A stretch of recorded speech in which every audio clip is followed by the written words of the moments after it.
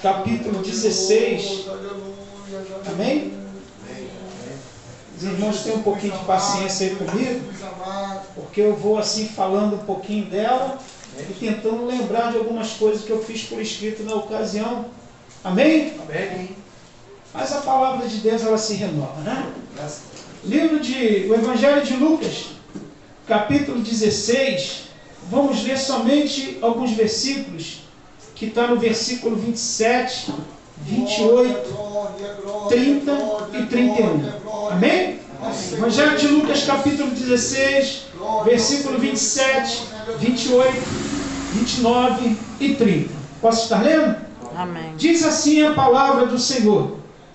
E disse-lhe ele: rogo-te, pois, ó Pai, que o mandes à casa do meu pai, pois tenho 5 irmãos, para que lhes dê testemunho, a fim de que não venham também para este lugar de tormento.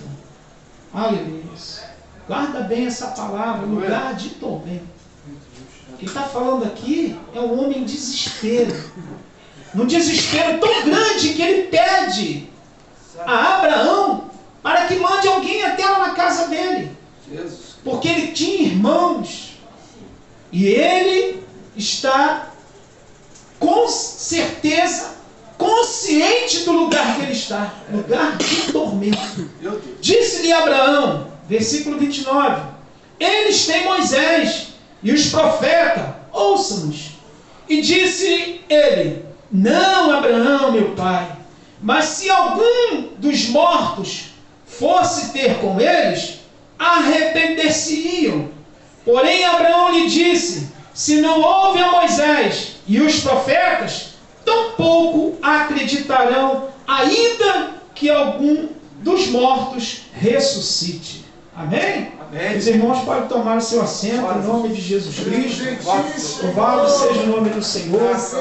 Só esses 3 versículos, esses 4 versículos que nós lemos aqui, é o suficiente para nós termos a certeza plena de que precisamos de alguma forma continuar firmes em Cristo. Aleluia. Para que o que está acontecendo aqui nesse texto não venha acontecer com a nossa vida.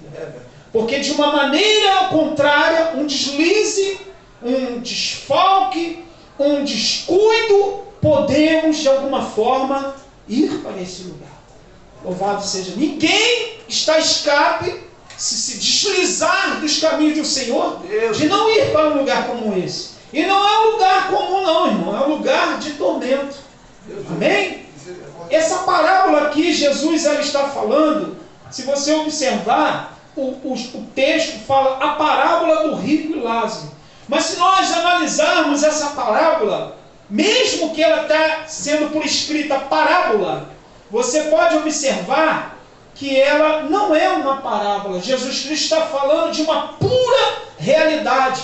E Jesus Cristo aqui cita nomes, fala de Moisés, fala de Abraão, fala do rico, fala do Lázaro. Mas se você for buscando as parábolas anteriores que Cristo vinha falando com os seus ali quando eles se reuniam, você observa a parábola dos primeiros assentos, quando ele diz, ele não cita nomes aqui na parábola dos assentos, dos primeiros assentos. A parábola da grande ceia, se você procurar, eu não vou ler para poder não tomar tanto tempo, se você procurar, logo no versículo 16 do capítulo 14, a parábola da grande ceia, ele está dizendo assim: disse um certo homem, fez uma grande ceia e convidou a muitos. Não fala que homem, quem é esse homem? Se você olhar a parábola acerca da providência no capítulo 14, versículo 25, você vai encontrar assim escrito assim: olha, ia com ele uma grande multidão e voltou-se e disse-lhe: se algum vier a mim, não aborrecer a seu pai, a mãe, mulher e filhos, irmãos e irmãs, e ainda também a sua própria vida, não pode ser meu discípulo. Ele não fala nome de pessoas aqui, não é verdade? Não estou certo? Na parábola das ovelhas, da dracma perdida, ele também não cita nomes. Isso é uma parábola. Você observa que ele fala de uma certa mulher, mas não diz o nome desta mulher que perdeu uma dracma e ficou num desespero tão grande para procurar aquela dracma e, por fim, graças a Deus, ela encontrou. Porque a dracma tinha uma importância muito grande. A parábola do filho pródigo, se você observar também, ela não cita nomes. Ela fala que um certo jovem, um homem, um menino, o filho mais moço de um fazendeiro, desejou ir para um lugar longínquo, pediu a parte da sua herança, não cita nomes de pessoas nenhuma. A parábola no capítulo 16, que é a parábola do mordomo infiel, diz também da seguinte forma: e dizia também aos seus discípulos: havia um certo homem rico, o qual tinha um mordomo, e este foi acusado perante ele e disse-lhe por seus bens. Não fala quem é esse homem, mas a parábola, que se diz ser parábola do rico e Lázaro, cita nomes. Então entendemos que Jesus Cristo, pastor Leandro, ele está pegando forte e pesado com pessoas aqui, tentando mostrar para elas, aleluia, o caminho certo e o caminho errado, o lugar de tormento e o lugar de delícias com gozo com o Senhor. Essa parábola é interessante, amados irmãos. A gente estudar essa parábola, ler ela de uma forma bem profunda, nós vamos encontrar coisas maravilhosas para a nossa vida. Quando nós começarmos a ler ela versículo por versículo, você vai ser desejoso encontrar alguém e alertar a ele dos cuidados que ele precisa ter para não ir para um lugar terrível como esse. Porque a sociedade lá fora não acredita no inferno. Se você perguntar quem quer ir para o céu, todas as pessoas vão levantar a mão: eu quero ir para o céu. Mas pergunta se quer para o inferno. As pessoas não vão querer esse lugar, mesmo não o conhecendo, porque tem algumas pessoas que dizem que o inferno é aqui, não é verdade? Já ouviu dizer isso? Tem pessoas que dizem: o inferno é aqui mesmo, aleluia. Só que esse fogo aqui é um fogo que queima, é um fogo natural, que às vezes um calor tão grande ele esquenta, mas passa. Às vezes você vê uma fogueira, é um fogo que o vento apaga, acaba, mas no inferno é intensamente, é constante, é eternamente fogo eterno. A Bíblia diz, aleluia, que é um lugar de tormento, aleluia. E não sou eu que estou falando, não está escrito na palavra. Se está escrito na palavra, é a verdade, aleluia. A parábola, de todas as parábolas que eu expliquei aqui, Jesus, ele contou esta, e foi a única que Jesus deu nomes, essa, aos personagens, a fim de todos eles compreendessem a realidade de um lugar chamado inferno. Aleluia. Em vários capítulos que nós lemos, Jesus foi o que mais falou da existência desse lugar terrível chamado inferno. Louvado seja o nome do Senhor. Eu não vou citar os capítulos, mas isso para confirmar, porque quem falou foi Jesus Cristo. E tem lugares aí que você não pode falar que esse lugar existe, porque você depois não vai poder mais falar. Porque é como eu falei, é um confronto, pastor Leandro. É uma palavra de confronto, as pessoas não querem ouvir isso. A pessoa quer ouvir que Jesus vai dar, que Jesus vai fazer, que Jesus vai curar, que Jesus vai salvar, vai libertar. Ele vai sim, porque Ele é poderoso para fazer isso. Mas primeiramente nós temos que buscar o reino dos céus, a sua justiça, e essas demais coisas Ele fará. Aleluia. O livro de Marcos, capítulo 9, versículo 42 a 48. O livro de Mateus, capítulo 25, 41, versículo 41, 46. O livro de João, capítulo 5, 28, 29. O livro de Apocalipse, 14, versículo 10. Os versículos 22, que diz aqui o seio de Abraão. Aqui há uma expressão, se você ver lá o versículo 22, há uma expressão que nos mostra uma pessoa se reclinando-se no lugar de honra num banquete que simboliza as bênçãos eternas. A Bíblia vem falando claramente aqui que havia um homem rico e vestia-se de púrpura e vivia uma vida de forma esplendidamente. A púrpura naquela ocasião de Cristo era uma vestimenta muito cara. Era somente usada por reis, realezas, sacerdotes, pessoas que tinham uma situação financeira excelente para usar um tipo de vestimento como aquela. E a Bíblia vem contando a parábola dizendo assim: ora, havia um homem rico e vestia-se de púrpura e de linho finíssimo, e vivia todos os dias arregalada de maneira esplendidamente. Louvado seja o nome do Senhor Jesus. No versículo 20, diz que também havia um certo mendigo, não fala que ele era um homem bem sucedido, diz que ele era um mendigo chamado Lázaro, aleluia, que jazia cheio de chagas à porta daquele, e desejava se alimentar das migalhas que caíam do muro para fora, para ele pegar uma migalha que caísse e desse também para o seu cão que ao seu lado estava. Mas também afirma que esse homem tinha chagas no seu corpo. Imagina que situação é essa. Imagina, tenta entrar nesse texto comigo. Aquele homem sentado do lado de fora, vendo, ouvindo um banquete dentro da casa daquele homem que vivia de forma esplendidamente, e com fome, com sede, maltrapilho, com chagas no seu corpo, e por não mais um cachorrinho ao seu lado, que a Bíblia cita o cachorro, aleluia. Imagina essa cena, aquela situação daquele homem. E a Bíblia fala aqui no versículo 22, louvado seja Deus, que aconteceu que o mendigo morreu e foi levado pelos anjos para o seio de Abraão, aleluia. Louvado seja o nome do Senhor. Ele foi imediatamente levado para o seio de Abraão. Segura um pouquinho, aleluia. No versículo, aleluia, 25, diz no versículo 22 que também aconteceu que este rico também morreu. Ou seja, o contrário, no primeiro versículo diz, o versículo anterior diz que o rico morre, ele foi levado imediatamente para o Hades. No versículo abaixo, quando o mendigo morre, ele foi levado imediatamente para o seio de Abraão. Só que tem um detalhe, amados irmãos. A nossa vida é uma vida de surpresas. De surpresas às vezes aqui nessa terra, e também surpresas naquele grande dia, porque a Bíblia testifica que naquele grande dia haverá muitas surpresas. E essa aqui é uma das surpresas. Que a Bíblia fala que quando esse mendigo morre, ele foi levado imediatamente para o seio de Abraão. Quando esse homem que vivia uma vida regalada morre, ele vai ser levado imediatamente também para o Hades. Hades, lugar de tormento. Louvado seja Deus. E é interessante que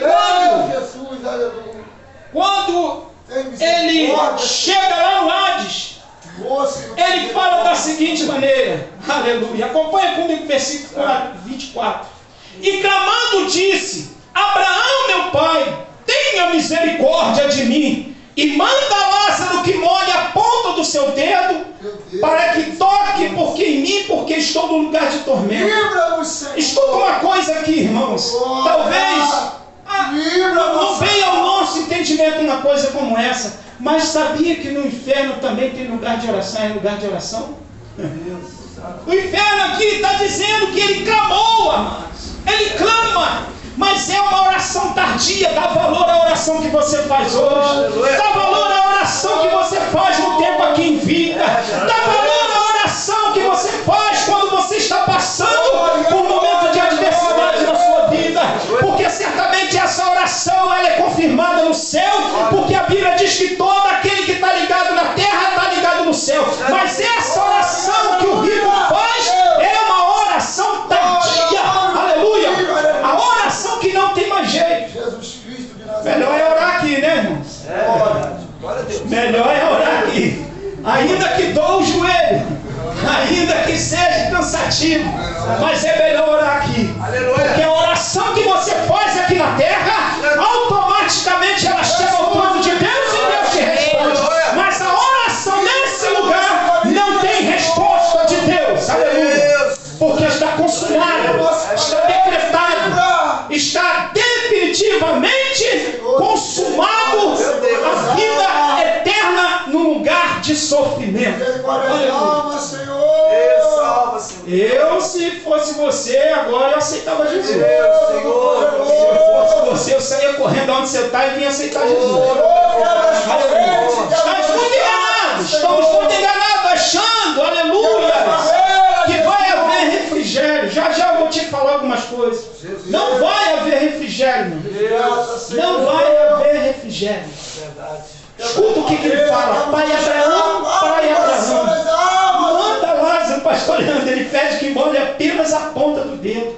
Se molhasse a ponta do dedo, já era o suficiente para ele se refrescar. O desespero é tão grande que ele não pede um balde d'água, ele não pede uma ducha de um chuveiro, ele pede que apenas molhe a ponta do dedo. Olha que desespero. Jesus tem misericórdia de nós, Senhor. Aleluia. Oh, meu Deus, Senhor, pode me livrar do fogo. Jesus. Aí Abraão, ele diz, ele clama. Você olha o versículo 24, se você grifar aí, você pode ver que, e clamando, disse, Pai Abraão, peça a Lázaro que molhe apenas a ponta do seu dedo. Aleluia, aleluia. E me refresque a língua, porque estou atormentado nesta chama. Escuta bem o que ele fala. Eu estou atormentado. Não é da chama, é nessa chama. Ele já está na chama, Marcos. É verdade.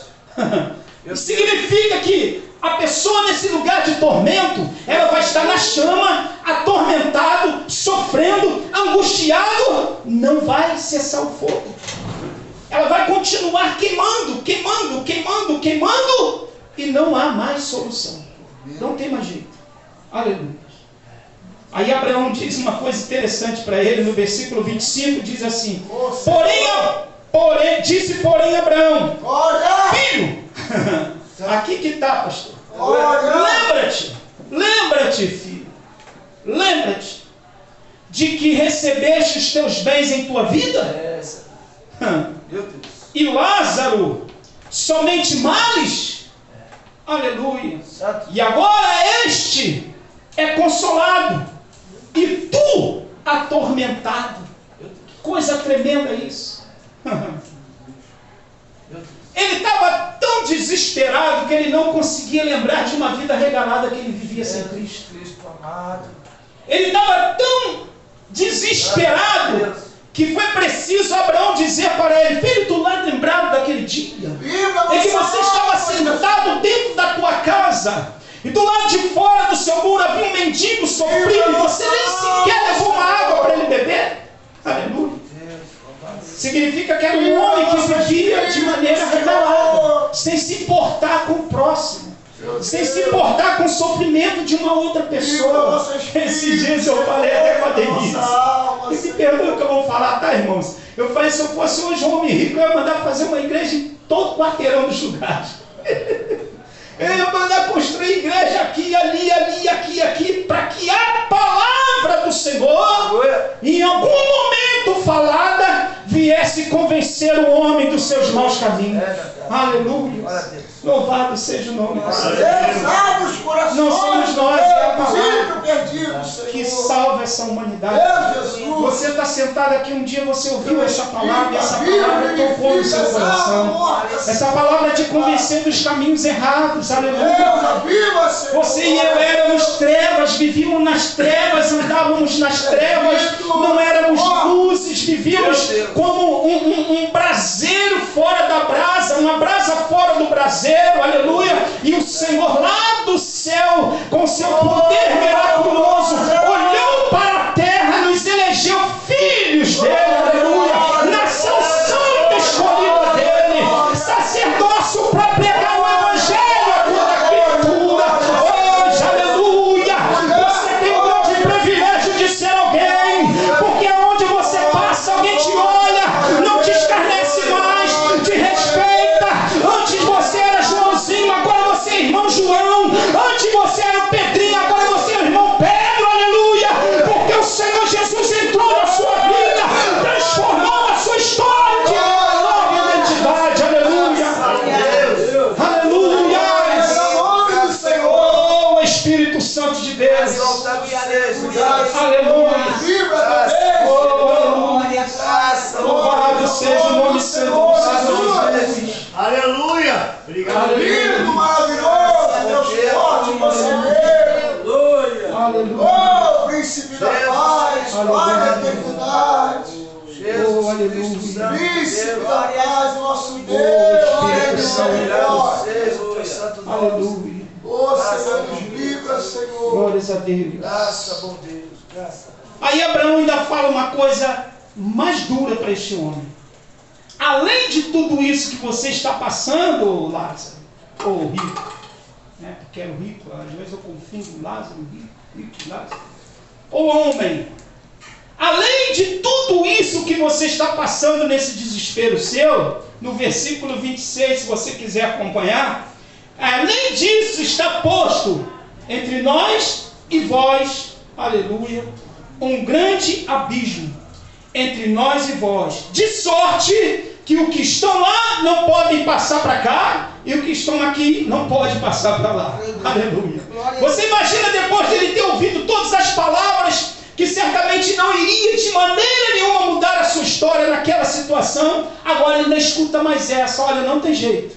Não tem mais jeito. O jeito é aqui na terra. O jeito é aqui. O jeito é agora. Se tu é uma vida que vive de vida depravada, se você é uma vida que vive nos vícios, na ignorância desse mundo, o tempo é agora, a hora é agora, porque depois não haverá mais tempo, não haverá mais solução para o problema. Aleluia. Louvado seja o nome do Senhor. E aqui você observa que depois de todas as palavras difíceis e duras que esse homem tinha que ouvir, ele ainda tinha que ouvir essa. Não tem jeito. Eu estou aqui, não posso ir para lá. E você que está aí não pode vir para cá. Amém? Amém. Inclusive eu vou até te falar uma coisa que eu já ouvi aí.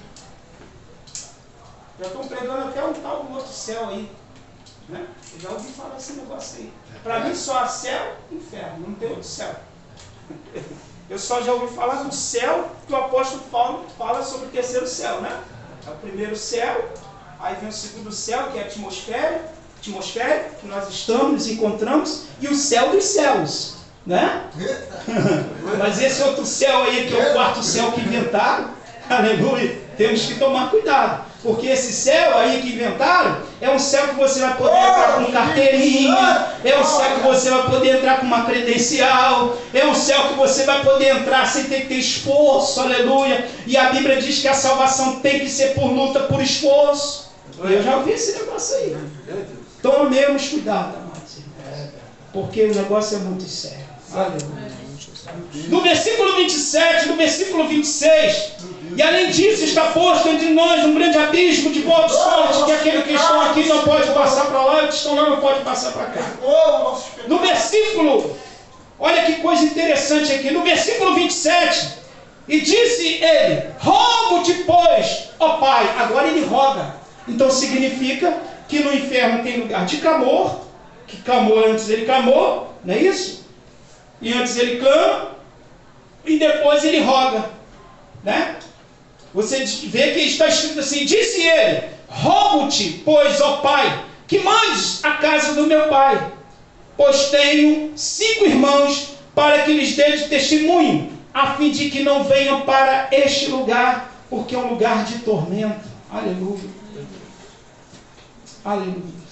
No versículo 29, disse-lhe para ele Abraão, que nós lemos, meu pai, não meu pai, mas se algum dos mortos fosse ter com ele, arrepender-se-iam. Aí Abraão diz para ele, interessante, olha, eles não ouvem nem a Moisés.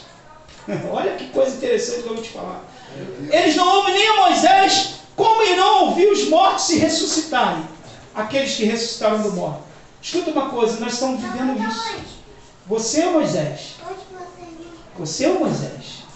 Você é Moisés. Aleluia. Denise é Moisés. Glória a Deus. Moral é Moisés. Pastor Leandro é Moisés. Eu sou Moisés. Eles não estão me ouvindo. Eles não estão te ouvindo. Eles ouvem num ouvido e deixam passar pelo outro. Mas não absorve o que você fala. Você vê que Abraão está falando aqui bem claro para ele. Diz-lhe Abraão, eles têm Moisés. E os profetas, você é um profeta, nós somos um profeta. Pregamos a palavra, falamos da palavra, e Abraão está dizendo para ele, olha, eles têm Moisés, tem os profetas, vai falar com eles, como se fosse assim. E ele não, e ele disse claramente, como pode? Será que eles ressuscitarão dos mortos? É a mesma coisa no tempo de hoje. A igreja de Cristo aqui na terra, ela é a arca da aliança, ela é a arca da salvação. Ela simboliza a arca de Noé. Eu sou o profeta, você é o profeta, nós somos os Moisés aqui nessa terra, anunciando o evangelho da salvação, anunciando o evangelho que você precisa entrar para ser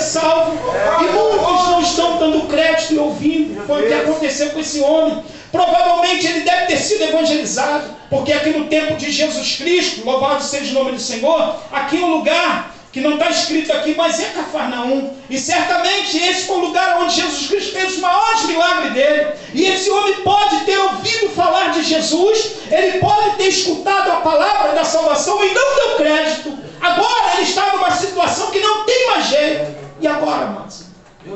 Como se desenrola esse mistério agora? Jesus Cristo. Aleluia. Louvado seja Deus. Arrependimento. É interessante que está escrito aqui que até lá no inferno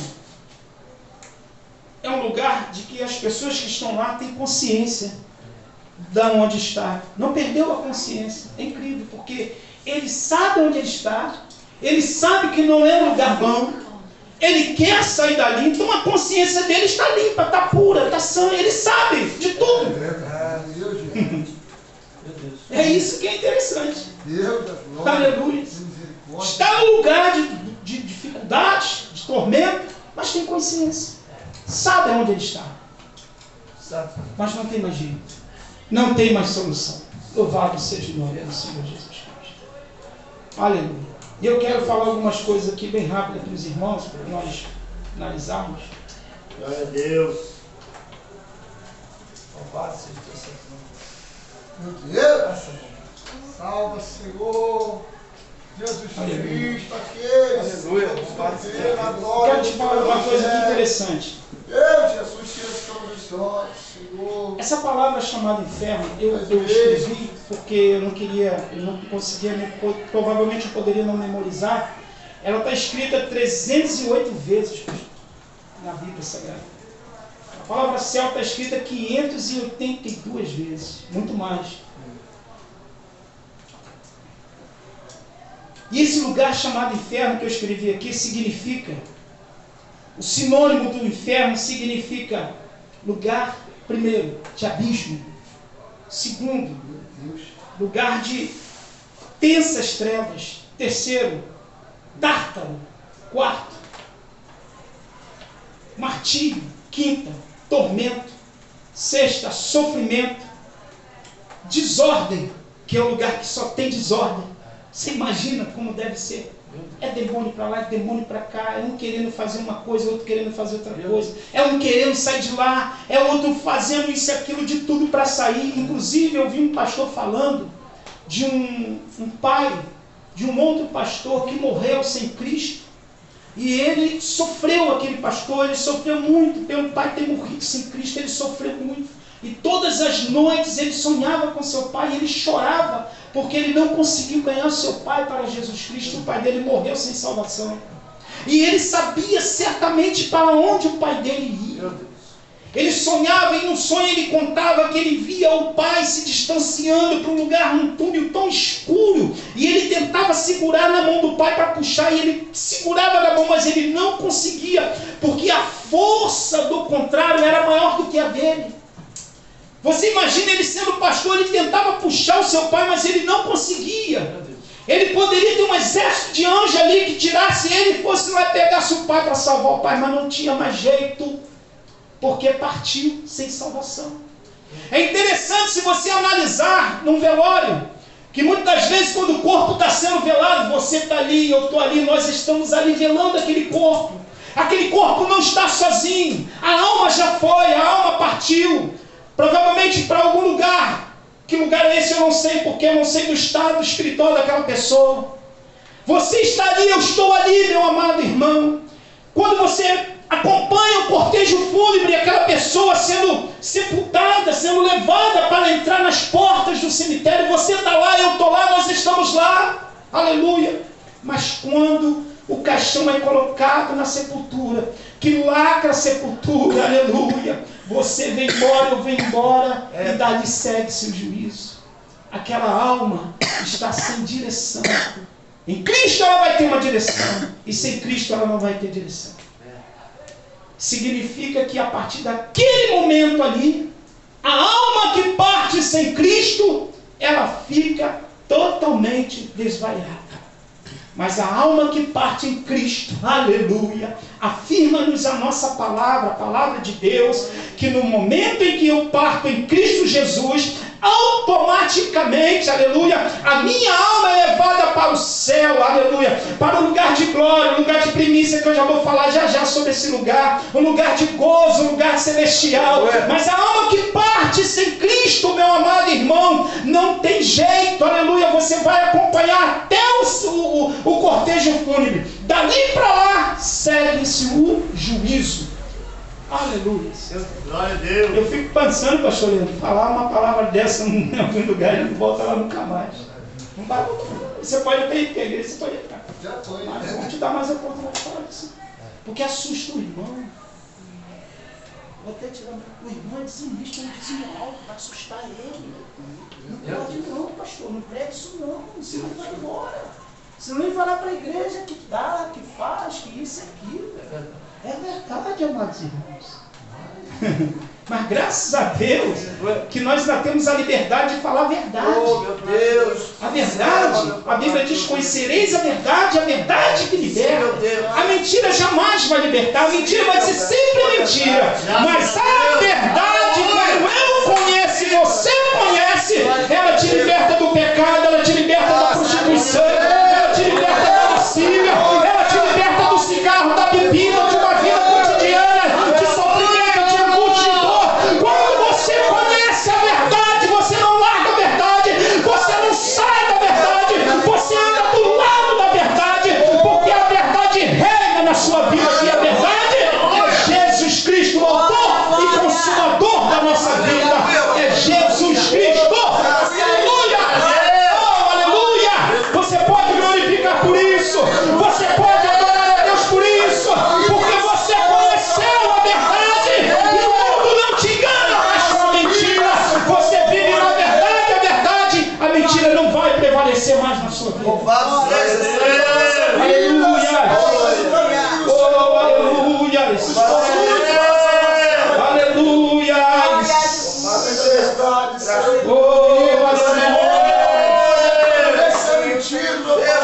Oh, aleluia! Oh, aleluia! Oh, Espírito Santo de Deus! É interessante, irmãos, que quando um corpo, uma pessoa naquela ocasião de Cristo morria, um homem de uma alta sociedade naquela ocasião, havia umas mulheres chamadas carpideiras, era uma profissão, dava dinheiro, sabia? Dava dinheiro, aleluia. Essas mulheres eram pagas para ir no velório fúnebre, sabe para quê? Sabe o que? Elas eram pagas, sabe para quê? Para chorar, aleluia. Para criar uma emoção naquele velório, aleluia. Oh, Espírito Santo de Deus. E chegavam aquelas mulheres e começavam a chorar porque era um homem influente, era um homem da alta sociedade, louvado seja Deus. Mas quando o pobre morria, diz os escritores, não da Bíblia Sagrada, mas estudiosos, que eles pegavam os corpos daquelas pessoas que eram pobres, coitado, e jogavam fora de Jerusalém numa lixeira, aleluia. E se aquela família não fosse lá buscar aquele corpo, aquele corpo ficava ali em decomposição e sumia-se na terra até seus ossos aparecerem. Mas quando morria um rico, uma pessoa da alta sociedade, pagavam-se as carpideiras iam para chorar. Mas escuta uma coisa, a Bíblia me fala que um dia morreu um homem chamado Lázaro, aleluia, e não teve carpideira, sabe por quê? Porque Jesus chegou para libertar Lázaro da morte, levantar Lázaro da morte, aleluia. Não teve carpideira, no meu funeral não vai ter carpideira, no seu funeral não vai ter carpideira, porque morrer em Cristo Jesus é ganho, é uma alegria estar em Cristo, aleluia.